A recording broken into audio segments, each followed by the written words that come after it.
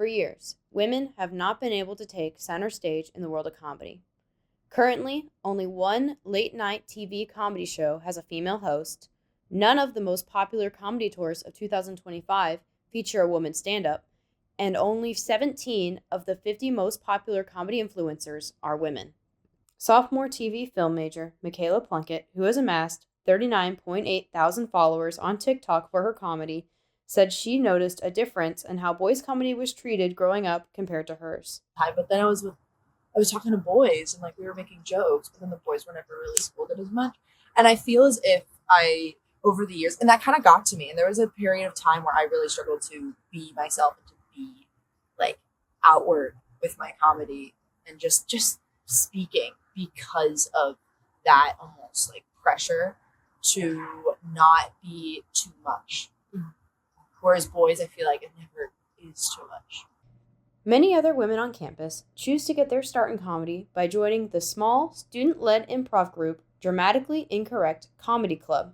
I feel like Dramatically Incorrect, we're split pretty evenly with men and women in the group, which is kind of nice because we get to try a lot of things and explore a lot of things together, having that like co-ed group.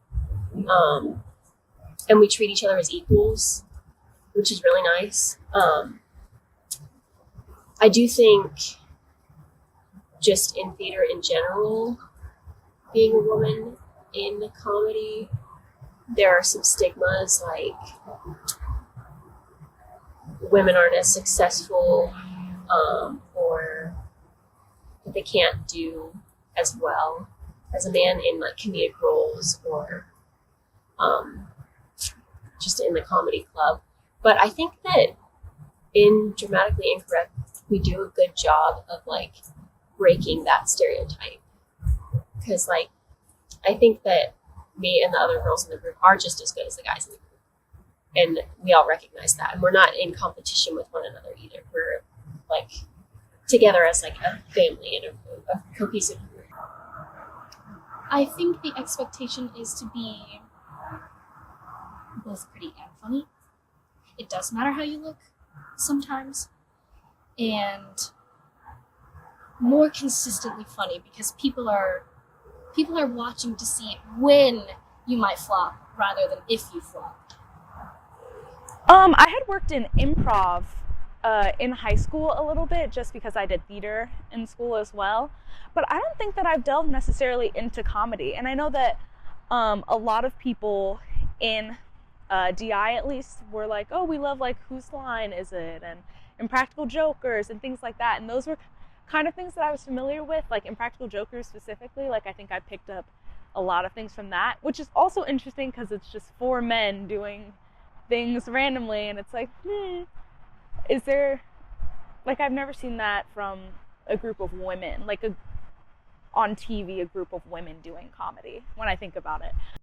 Despite the challenges, the women of Dramatically Incorrect Comedy Club are still finding ways to express their humor. My freshman year here, a show called Firebringer by Star Kid, and they started off as a college troupe first, and then they got to the professional level and started writing this script about cavemen, and it features two women, and it's about them and their rivalry and their head of the tribe. And this show is funny because it's the reversal. Like, the women are the smarter ones coming with the good ideas, and the men honestly follow along for the ride.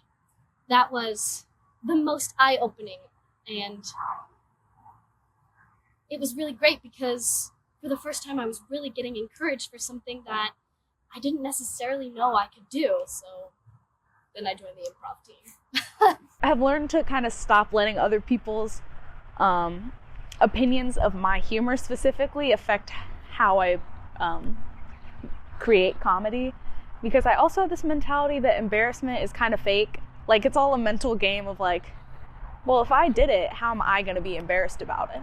Like, you're embarrassed for me, but I'm not, because I chose to make that choice and to do that. So I think that when people are not laughing at with me specifically, I try not to let that bother me anymore, because I know what I'm capable of, and I know that there are people and times when others do enjoy my comedy, and sometimes not everything will land, and I just kind of have to move past that and keep pursuing it and keep putting energy into it. SEMO alumna, stand-up comedian, sketch writer, and comedy show producer in Chicago, Francesca Bucci, talks about how she got started in her comedy career. When I was in college, I wasn't getting cast at SEMO, and I was struggling. And I was a theater major, so I really wanted to be cast. And so after my freshman year at SEMO, I came home. I'm from the Chicago suburbs, and I did a summer at Second City doing their like intensives and classes. And then my sophomore year, when I didn't get cast again, I started a sketch show, and I put it up at Niebrugge. And then after that like time, Bart Williams, a professor that's still there, he had a connection to someone in Chicago, and he set up a meeting with them, and I was able to bring the show that I put up at school and the people I put it up with to Chicago Sketch Fest and Chicago Women's Funny. We did that for 2 years. So I kind of started that career back when I was still in college. And then when I graduated, it was a little different because I graduated in May 2020, so everything was still closed. And then when I moved in August 2020, theaters were still not really open. Comedy houses weren't really open. It was pretty tough to like do anything. But then once stuff started opening back up again, I did the conservatory at Second City. I started bartending at IO and taking more classes. So much of it is just being around, going to shows, taking the classes, hanging out at the bar, meeting the people, talking to people, you know, watching other people's stuff and talking with them about it, inviting them to your stuff. So that's really just how you start. You take the classes and you're just around and meet people. Professional actress, comedian, and voiceover artist in New York City and SEMO alumna Audrey Stanfeld shares some of her experiences being a woman in comedy and gives advice to those just starting out. I think women are expected in stand-up comedy particularly to get a laugh as a result of pointing out their own flaws.